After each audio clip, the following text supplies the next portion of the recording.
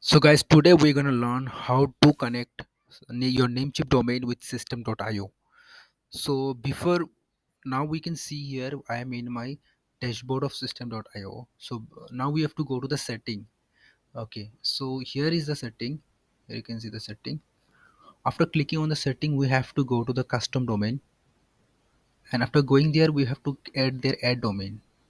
Now my domain name is I'll be right the shortcut short short KART shortcut.com. Okay, now I will be adding this domain. Okay, so add this domain. To add this domain, I need to www.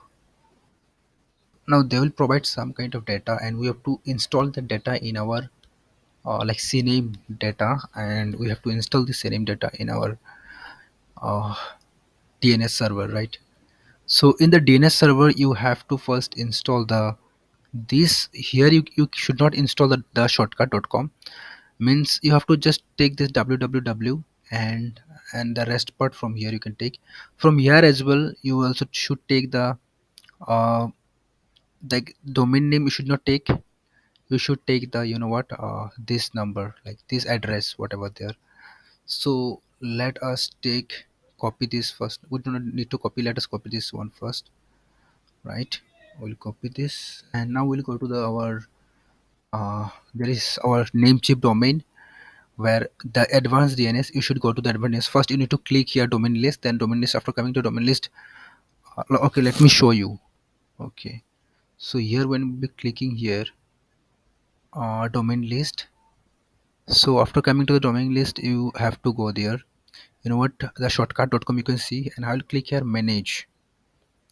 Now after clicking the manage, so here will be, you can see here the domain, product, sharing and transfer, and advanced DNS. So you have to click on the advanced DNS. After clicking on the advanced DNS, okay, after clicking on the advanced DNS, this is the app setup actually with CNAME record of my email. So now I will be connecting with this one now.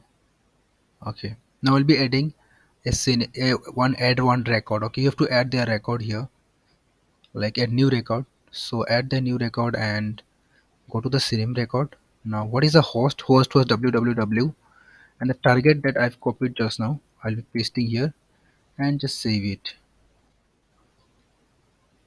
Okay, now we'll again go to the custom domain setting, and we'll again click this address from here, right? We'll copy this as I show. I'm showing here, right? You have to copy that part only.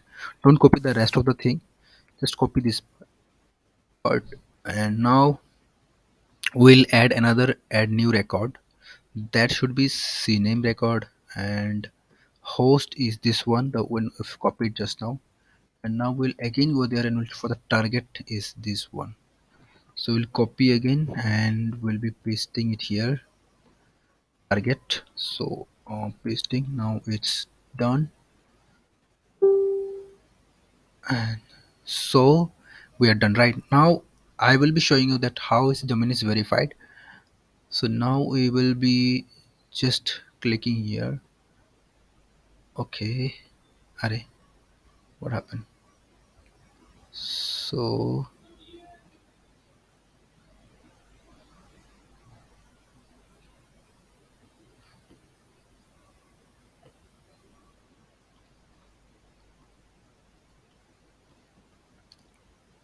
let me go back, and yeah, now you can see here is added. Okay, so you can see here uh, the domain name is added. Now it's still pending, validation is still pending.